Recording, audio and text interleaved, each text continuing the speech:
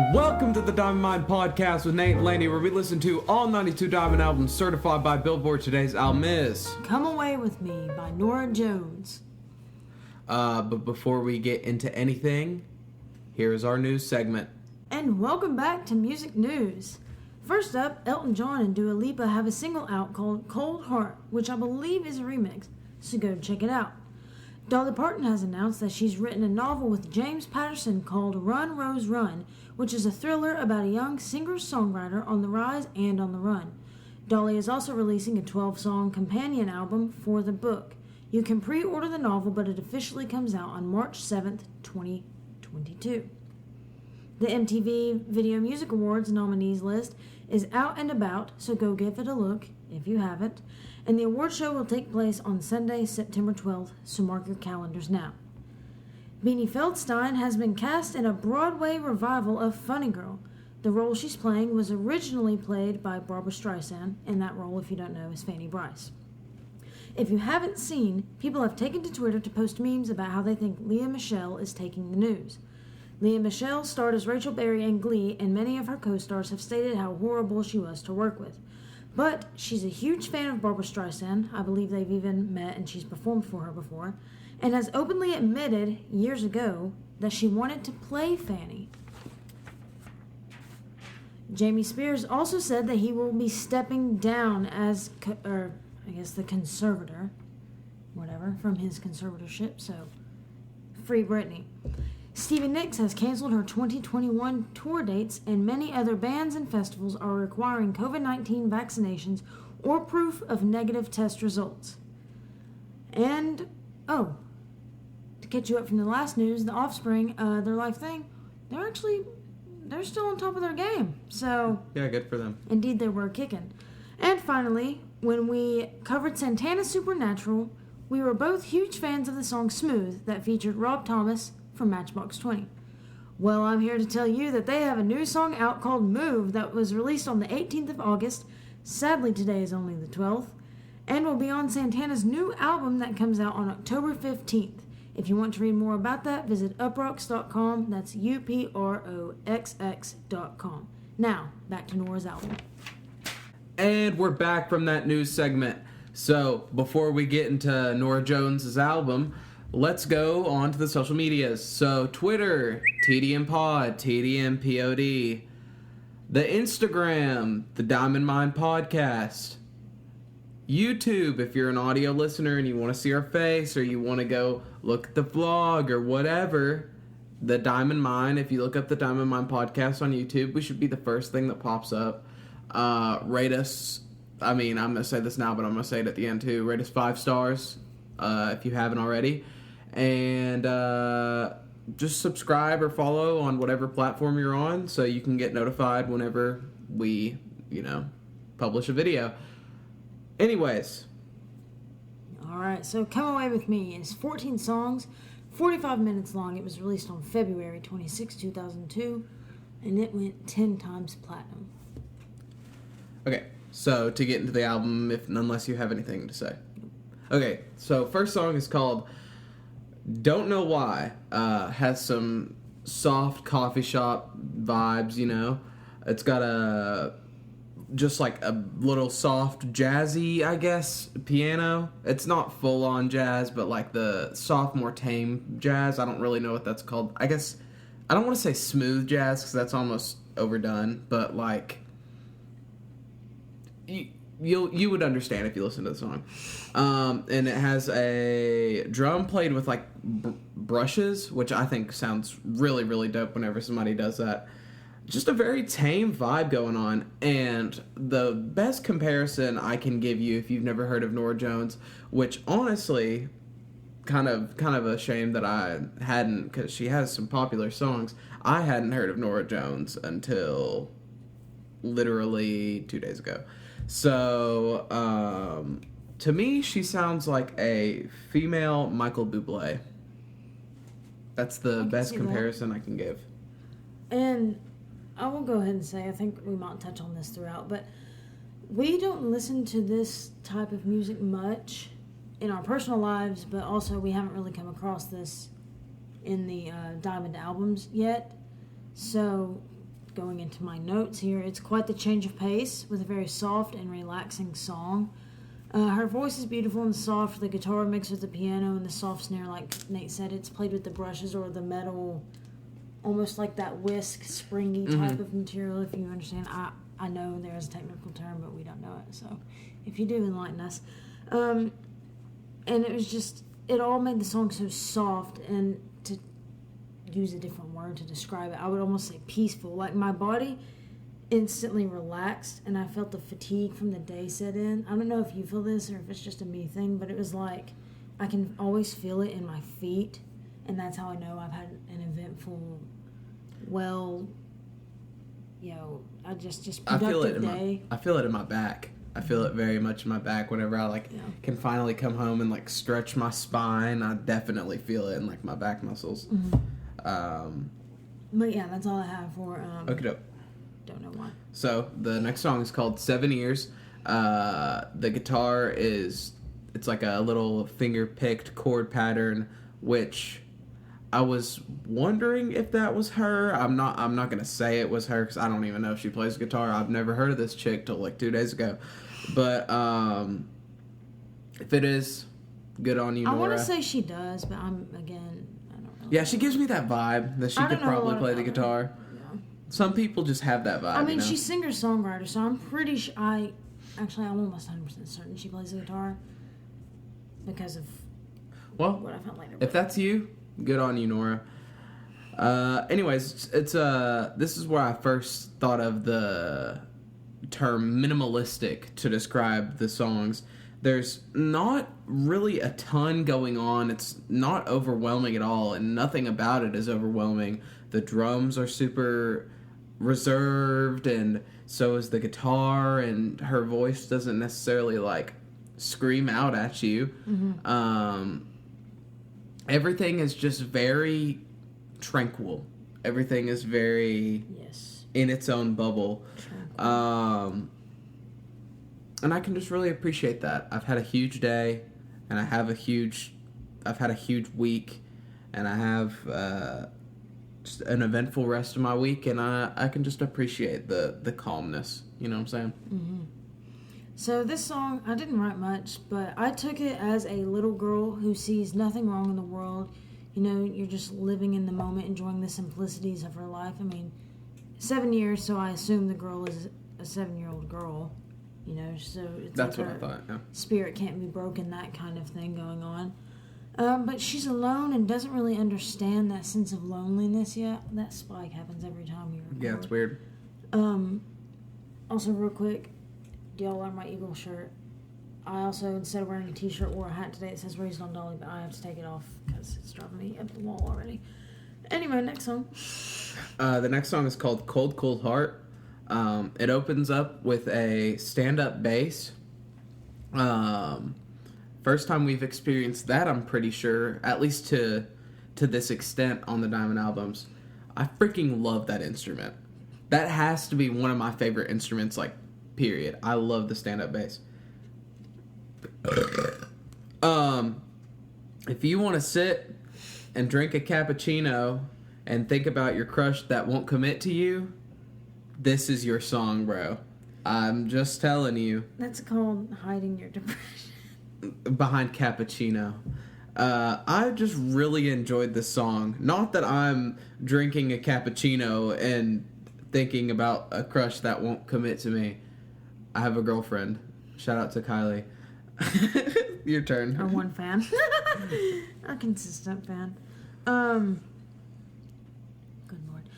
So this one immediately sounds more jazzy. I think I really meant bluesy or whatever instead of jazzy. I think I misnoted on that one.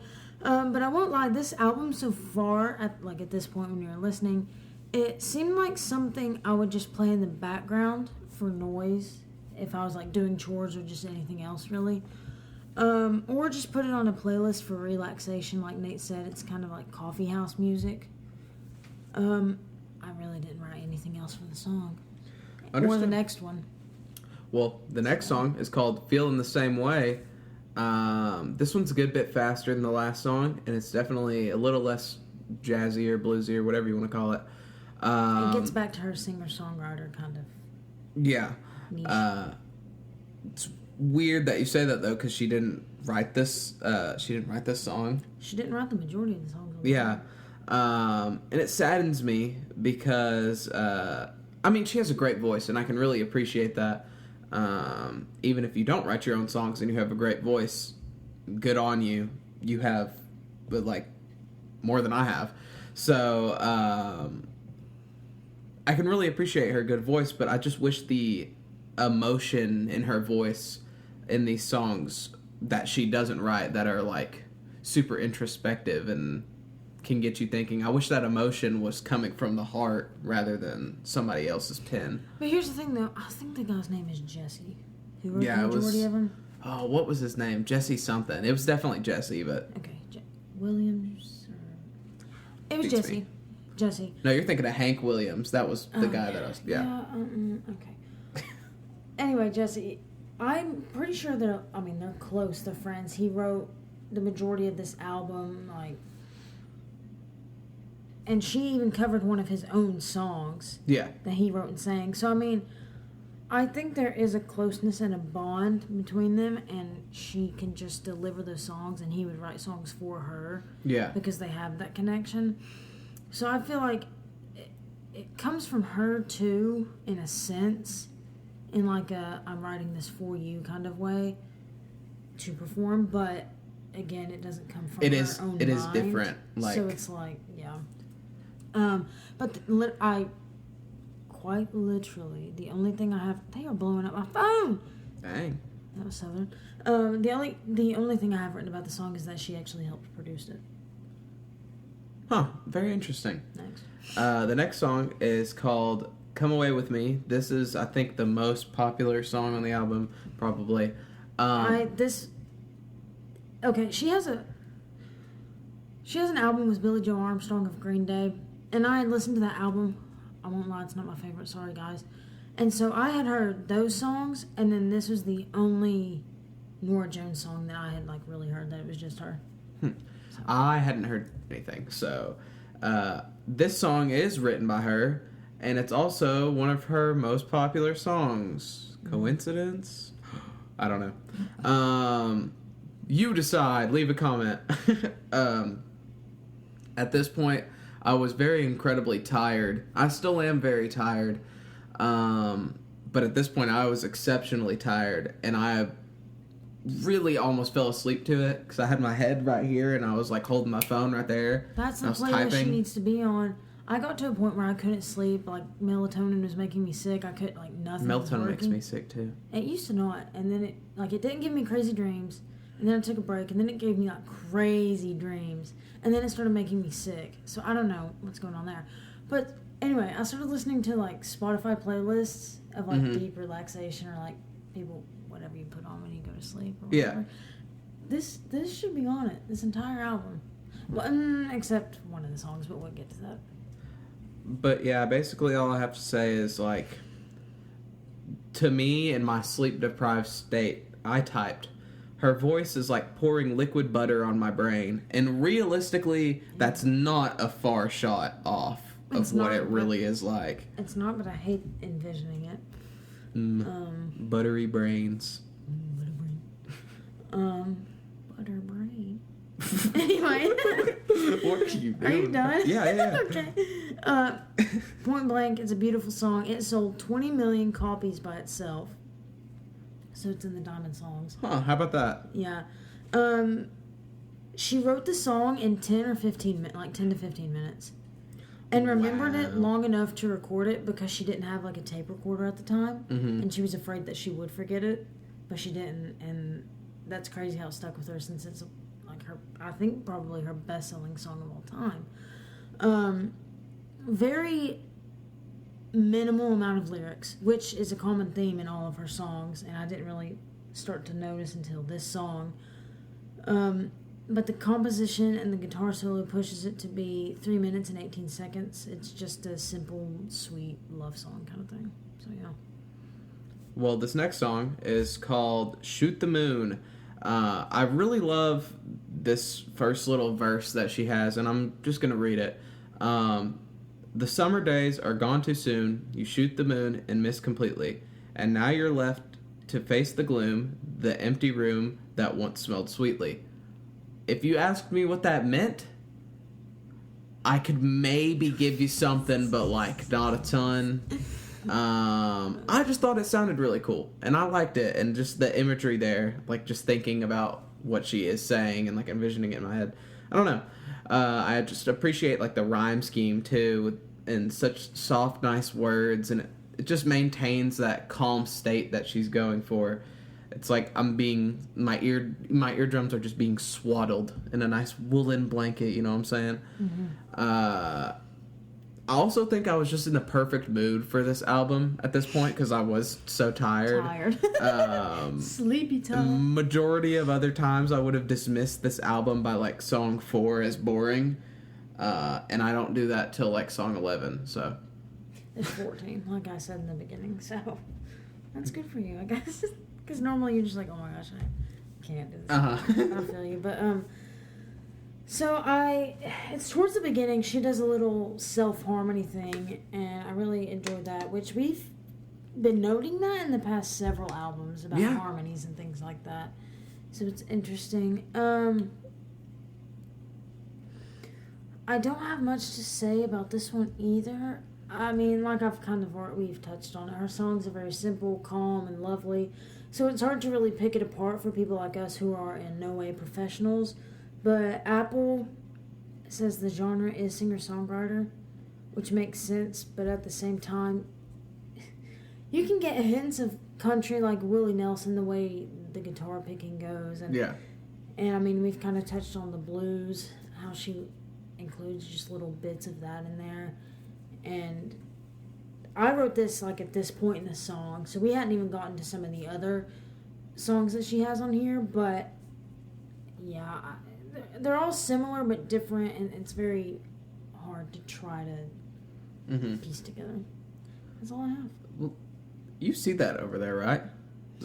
Is that a man? Is that a man? Is that a man riding a shrimp?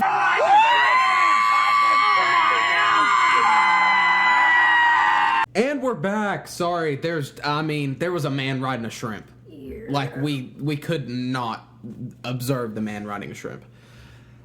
Anyways, this next song is called "Turn Me On." That they had a little growling action in the beginning, and I really did not expect that. Yeah, just like that.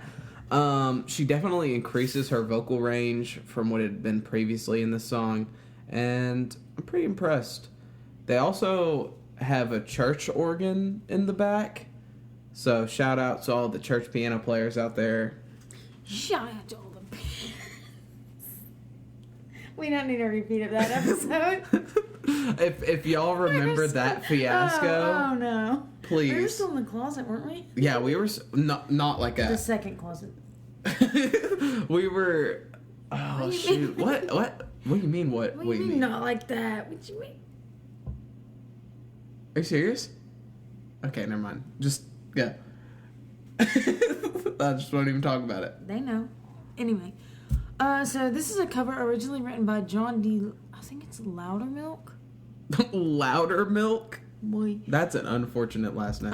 Who was a singer-songwriter primarily in the 50s and 60s. He actually died in 2016 in Tennessee.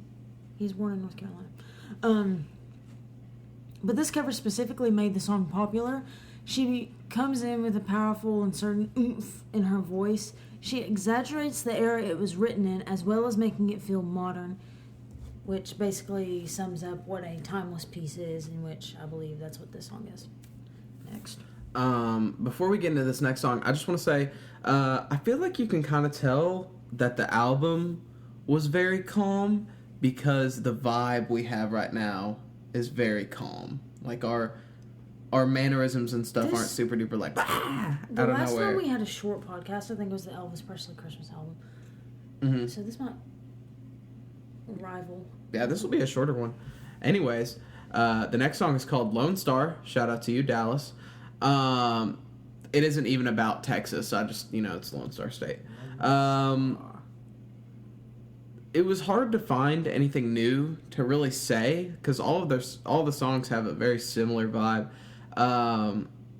I guess the best thing I can talk about here is I just find it cool how she can make a song so interesting with like no more than 3 sounds going on at the same time. Like it'll be like her voice, a little stand-up bass and a drum, or like a piano, snare guitar, snare guitar. Hey, I was smelling you stepping in. The snare guitar. That's what I'm gonna start calling banjos from now on. Anyway, snare guitar, piano, or snare guitar, bass, or snare guitar. She had other instruments, but yeah, there's not a lot of sounds going on, and it almost makes it like more like it draws you in more because of how minimalistic it is, because every song it makes you listen a little closer, you know? Yeah, and every song, even though she has the same. Who's out there? Who's revving that engine out there on the highway? Even though Sorry. Even though she has the same, what are they called? I guess variance factors into the song. Mm-hmm. The outcome is different every time. She makes every song sound welcoming and warm. Thank you, Norah. Thank you for listening to the Diamond Mine. And something about the minimalism that I think is cool is like when she does throw in something kind of cool, like maybe like a little guitar riff will happen, just like something really subtle, or like maybe the drum pattern will change, or she'll throw in a guitar solo or whatever. It makes it even more interesting and more cool because it's like, oh my gosh, something is like happening right now. And I'm not being sarcastic. I'm not trying to dookie on Norah right now, being like, oh, you don't have a lot going on in your song. It's fine. If that's what you're going for, if that's the sound you're going for, whatever, it's fine. And honestly, I can appreciate it. So. Okay. So the star, oh my gosh. Or the Diamond Mine podcast, where we have aneurysms. Bro. I don't think you can joke about that. Yeah, I can. Aneurysms. Not when we have listeners at the age of 40 and higher. Oh, yeah. I'm sorry. Jesus. Anyway, Lone Star, this song is what I meant to say, only has 3 stanzas. Word. Yeah, this feels like a very classic country song or like a small town singer. It's refreshing to hear after the albums we've been hearing lately and just the music we hear nowadays in general. I like that you can hear each individual finger movement on the guitar. See, I really had to dig for this one. Yeah. I found something to say about this song. But it adds a certain kind of unpolished sound and extra, I don't want to say unwanted, but like it kind of is an unwanted, like a not purposeful sound in the recording. But it adds that aspect to the song that we didn't really know that we needed. But also you're talking about the minimalistic parts, the simplicity of this entire album. We're also coming off of the NSYNC album, where there was literally one song where they just threw in a hodgepodge of, whatever and put that out there. And they were trying to, it was a lot. Synthy, different bass beats, guitar, whatever they could find, they were putting into songs, making all these techno beats, millennium coming of the age kind of thing, whatever. And then we get this. It's almost like the reverse of like how like sometimes when super duper energetic music or like songs with a lot of sound going on, they kind of like jar you. It's honestly like this is the opposite. Like this album very much so unjarred me. Like I don't know what the opposite of that would be. It mellowed me out so much. Okay, here's how I'm imagining it. I'm a visual learner, if you all wanted to know, but you didn't. It's like, I'm just going to use NSYNC as an example again. So we have all of this music, and it's like you have a corked bottle, and all that music kind of makes it expand. And when you have that pressure in there, you know how the bottle is like really tight. Like let's just say a plastic bottle, like a Coke bottle or something, a 2-liter. It makes it really tight. Norah Jones is almost like unscrewing the cap to let all the pressure out. Yeah. And so you get that. But you don't want to unscrew it too fast because then you'll have soda all over the floor and then your mommy will yell at you. I'm sorry. The way I knew where that was going, but also don't know why it was going there. Okay. Next. Okay. The next song is called I've Got to See You Again. This one definitely feels more bluesy. Obviously not full-on blues, just like that soft coffee shop, jazz, blues, whatever thing. Also, oddly enough, the song has a violin.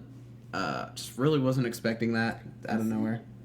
Oh, I was going to write that down, but then I deleted it. So, yeah, I'm glad you touched on that. Yeah, I was just like, I heard it, and I was like, is this really happening in this song? And I don't think it happens for the rest of the album, so how about that? Oh, yeah, okay, because this was the song I was kind of referencing a little bit where she has different sounds and how this entire album, except for this song, would be like on a relaxing coffee shop kind of thank you playlist. I tried to Dude, like... I've thrown up in my mouth so many times today. That's my podcast where we throw up in our mouths. Like, I was literally walking into work and it just came up and I was like, huh. I was like, you know, I think I threw up in my mouth today too. I've been eating It's in like personal finance or something. I've been eating like crap Sorry, Miss today or Stanton. this week. So my body's just shutting down at that part. Miss Stanton, no, dude. If you threw up, I think she would. No, she would lose her mind because her floor's carpeted. Yeah, she would not appreciate. Well, and no one would appreciate that, but she really wouldn't appreciate that. Uh-huh. Anyway, let's just get back to the song. This is the longest on the album at 4 minutes 13 seconds. Genius, genius lyrics, describes it as a somewhat eerie, slow-moving, deep cut that contains many lines that seem to subtly allude to a romantic attachment to a stripper or other erotic dancer. And that makes sense because you said you felt blues, but I felt burlesque. You know what I'm talking about? I have no clue what that word means. If y'all know what burlesque means, how about you help Nate out? No, I'm just going to show him right here. That sounds like some sort of synthetic leather that would be used on cheap Walmart leather. boots. Burlesque. Oh, it's apparently a musical romance as well. Gosh. Is that Cher? That is Cher. Cher and Christina. That's not what I was looking for, but it also is. Like burlesque. There's a specific But how does that how does that differentiate them? Hold on. I'm gonna play a snippet. We might have to cut this, so if we come back in different positions, you know why. See y'all soon. Alright, so Lainey showed me the burlesque musical, the whole entire thing. We just watched it right here. There you go, Cher. Minutes. So this next song is called Painter Song. The way this song paints a picture is dope. I really like that she talks about climbing inside the swirling skies. I think that's just so nice. The way those words form in my ear canals it's just beautiful. Oh, for some reason I thought you were about to start talking about The Climb by Miley Cyrus. I was like, There's what? always going to be another mountain. You're always going to want to make it move. It's always going to be an uphill battle. Also, they went full-on Animal Crossing and used an accordion. And it literally just sounded like it's interesting something from Animal Crossing. How you tie that to Animal Crossing. Dude, there's like... Animal Crossing music, it hits different, bro. But our French teacher used to play Animal Crossing music while we would work. Yes, because that sounds like something you would do in a French cafe. Yeah, no cap. I also think of Weird Al when I think of the accordion. I think of Weird Al. No. I think of Weird Al. I think of Weird Al every day. The other day when I came over to record that podcast, though, and I looked at the back of you, and all I saw was curly hair and that bright button-up shirt. I was like, Weird Al wore that in the 80s. I was like, that's weird. Hey, shout out to Weird Al. I wish you had a album on the list. Diamond album. Wouldn't that be crazy? A Diamond album that's literally just cover songs. You know, I feel like him and... Or not cover songs, but like remix songs. Parodies. That's what it's called. I feel like Weird Al and Kenny G aren't that far off. Yeah, I could see that. I think they just look very similar like too. Cousins, though. You know. Uh huh. Like, they're similar but different. Like, they're both kind of weird. Kenneth Gorlick, Weird Al Yankovic. I could see it. Yankovic. I wonder if they've ever met. There's no way they haven't. Hold on, I'm looking up Kenny G, Weird Al. Are you done with your notes? Yeah. Okay. So while you look that up, I'm just gonna... Mine's pretty short. But I like how this one is a hypothetical, kind of like a dreamscape kind of song. It seemed like a Disney song to me, almost Princess and the Frog, and it included an accordion. Like, mate, we've already covered that. But it feels this... Oh, I'm about to throw up in my mouth again. It feels nostalgic despite the fact that it's... What did I write? Hold on. Okay, it feels nostalgic despite the fact that I've never heard the song before, so it's not nostalgic for me specifically, but it just makes you feel nostalgia, which is that's a very powerful thing to hold in your hand. Yeah. It just brings this good, lighthearted, dreamy feeling. Yes, you can go now. Look at that, bro. The viewers have already seen it. I just put it up on the screen while you were talking. That's it. It's just me talking to that. No, I put it in between us, so I was pointing at it, and I was like, "Oh my god!" Okay. So there's almost I've only found 2 pictures. There's this selfie, and then I want that as my wallpaper. There's this, and I really like that Kenny G is holding up the peace sign. Peace and love. Peace and love. Peace Weird and Al's doing his weird like. Oh. Hands. I want their selfie framed. And like put a it right there. giant blown up poster, but then we get it signed somehow. We go to their concerts. Oh my gosh. Weird Al, Kenny G, reach out to us. Look at them though. We're not going to reach out to you. You reach out to us. Well, Weird Al looks like Kenny G got punched in the face. They have the same nose. That's facts. And well, I mean, obviously this is obvious, but they even have like the hair structure. They have the same hair like texture too. Look at their facial structure, dude. Dang, dude! Look at Weird Al. What do their eyebrows look like though? Weird Al kind of has some bold brows. He's got some. He also has like the apples on the cheeks, and Kenny G's is more. Kenny G is a more like not sunken in a bad way, but more of like a sunken in face, chiseled. Like, yeah, you can see his like jawline and chin and cheekbones well. Have you ever watched the interviews with those two? No. Well, actually, I watched a Kenny G interview, but I've never seen the Weird Al one. I told you Kenny G is just like that famous man kid. Uh-huh. That's how he still comes across to me. But Weird Al interviews... Is he actually weird? I mean, yeah, you don't get famous for parodies. No. I mean, like weird. Like Rivers Cuomo weird? Yeah. No. Okay. Rivers... I watched interviews from the 90s with Rivers... No. Yeah, that dude's a dork. I couldn't sit through that. It made me cringe so hard. Oh my gosh, that's... Just look up Rivers Cuomo, like, 90... We saw that man in real life. 1992. Yeah, but now he's, like, married and... The entire... And lame. No, the entire time... Was this when Pinkerton came out? I can't remember, but he had a thing of abstinence for, like, 2 years or something. And even after it was over, he still was like, man. What? Yeah. That's crazy. Which I'm not knocking if that's, like, I'm not knocking that. But, like, I don't know. I just don't understand it. Yeah, I don't either. Anyways, the next song is called One Flight Down. This is the point where I got tired of Norah Jones. She's not horrible. I'm not horribly tired of her or anything. And I think part of that is because of how non-harsh her sound is. Mm-hmm. But that's also kind of her problem. Is that I'm not sure that this sound could really keep it a lot of people's interest for 14 songs. There's just one track that's like the Interrupters. Yeah, it's just full on, just like death metal. Is that a type of metal? Death metal? Yes. Metal? Yeah, okay. I don't listen to metal, guys. Sorry. I don't listen to death metal. Yeah, I don't listen to death metal. I don't even know that. Yeah, whatever. Yeah. And I doubted that the last 4 songs would change up the sound, really. So, yeah. Laney turn. The way that wasn't even... One Flight Down. With the lyrical composition and the hints of organ, it seemed to be almost a gospel song, or it was just very hymnal. That's all I really have. I mean, her songs are similar but not the same, as I've previously stated, and she hits the nail on the head every single time. She's very talented. We understand that. She has her genre, her style, her whatever, with small, unique incorporations, and she sticks to it, and she executes it very well. That's all we get from this album, pretty much.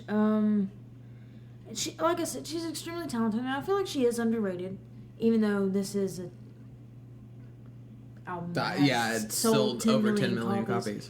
But no one talks about her. No one really. Yeah, I mean, it just goes to show I haven't heard of her. Like, and I'm not saying that my name. There was another. If artist. I know you, then you're popular. But literally, I do a podcast about diamond albums, and music is my whole entire life, essentially. I already said we weren't professionals, but there was another artist where you were like, Probably tell you which one it is. They're underrated. I've never heard their stuff before. Have we listened to them already? Yeah, it might have been Celine Dion. No, because I've definitely heard of Celine Dion. It was a while back. It was still in the closet. The second closet. Is it? Was I talking about? It was a woman, I'm pretty sure. Oh, it was a woman? I think. I'm trying to figure it out right now. Maybe I was talking about... I don't know, that beats me. Maybe Shania Twain? No, I wouldn't say that about Shania. Also, I'm surprised you didn't say Norah was hot. Oh, did I not? What did Norah look like? I'm tired. Because I swear on everything, dude. Shania Twain, Britney Spears. I like to say that every single... Celine Dion. It's not that you're gonna get me in trouble with Kylie. Watch your mouth. Hey, but did I? No, she's not hot. She is not hot. That is not hot. No, she's pretty. That's an opinion. Well, in my opinion, oh my gosh, she was a band kid. What's her name? Miss Norah Jones. I think you are beautiful.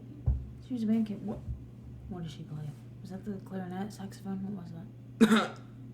Kenny G in it, baby. Kenny G in it, baby. And all goes back to Kenny. There you go, Norah. You know what? That's getting edited in. It's right there. What song are we on? Oh, this one. I don't know. Also burning. Band picture. Nightingale is the next one. Oh, okay. The next song is called Nightingale. This one is Yep. Hold on, I'm getting a call. I'm sorry. I'll continue this. Nate's gotta go. Call. I'm sorry, this might be important, I don't know. Okay, shut the door. Shut it. Shut the door. Okay, Nightingale. So I initially thought of Oh Sweet... No, that's not it. I initially thought of Oh Sing Sweet Nightingale from Cinderella. I don't know if anyone else relates, but that song will randomly pop into my head every now and then. She also wrote this song as well, which I thought was really nice. But this one picks up ever so slightly. Just a little bit. Okay, I'm in the middle of my... Anybody give a damn? Opinion. What if I just clean the table off? I wouldn't have, you would have had to clean the floor off too, because I'm not picking that up. No. I just dropped the S-bomb. I just left. You can dolphin it or something. It picks up ever so slightly and immediately reminded of the Dixie Chicks. Like one of their slow, soft songs, kind of. Her voice is very airy and whimsical and just... it's just great. Yeah, already touched on that. The drums have a little moment on their own, and it sounds a bit sporadic like a jazz drummer. This is the first time I can really approve of myself writing down jazz in this. It's your turn. Okay, so I don't really know what Lainey did and didn't say, so sorry if I say something that she did. But this one was written by Norah as well, which is interesting because the lyrics are like kind of thought-provoking. Like, she's not a bad writer. I don't understand why she didn't write more on the album. Anyways. Well, I did read something on Genius. By the time she wrote the popular one on here, my mind is shot. I'm sorry. She hadn't written a song since she was like 16 years old. Huh. How about that? I say that a lot, but anyways. How about that? That's on a shirt. Forget the Land Syndrome. Long album, no substance. How about that? How about that? The drums in the back, they use a bit more of an up-tempo pattern, and I didn't really notice it till the guitar solo. Anyways, the next song is called The Long Day Is Over. There are literally 32 words in this song. This should have been the last song on the album. No, it's 12 lines, 6 sentences, 32 words. Mm-hmm. I'm glad we counted. This should have been the last song on the album. Also, I didn't really get how this got to 3 minutes when there's literally 36 words. On average, she's saying 12 words a minute. Well, that's the thing about her songs. They're so short for the most part, but she has such instrumental filler in each one. That length. Filler, not in a bad way. Not in a bad way. Just, well, if it depends on what you value, I guess. I don't mean it in a bad way whenever I would say that was filler. And I don't know what your opinion on it is, but... Neutral, no opinion. I swear you hear more combined minutes of guitar solo on some of these songs than you do Norah singing. But it's not guitar solo like you would think. It's literally her picking notes. Just like so. Not even that fast, though. Yeah, it's more like a...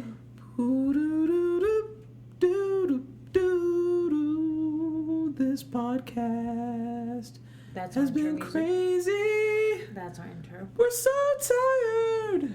Lainey's turn. Okay, she covered this one as well. It's kind of like the first song in the sense that it's relaxing and makes you feel, to quote the Velveteen Rabbit, like loosen the joints in a sense. Mm-hmm. I also like how the snare in some parts of the song sounds like waves crashing on the beach. I don't know if you picked that up, but I did. Mm-hmm. So, this last song is called The Nearness of You. I really don't even have anything to say other than this song could have been left off the album. Like, it's not necessarily bad. It's just The Long Day Is Over is just such a perfect ending song. It's calm. It's literally about the day being over. Yeah, she should have switched him if she's going to keep going. Yes. We didn't even listen to the deluxe album. And just... this song just sounds like a majority of the songs on the album. Like, I feel like if she had ended with The Long Day Is Over, that would have at least given it, like, a semi-special song as the ending. Cause it talked about them sitting by the fire, and then you wake up and, like, the embers are still burning. Yeah, I think so. Yeah, that one should have been the end of this. But whatever, here we are.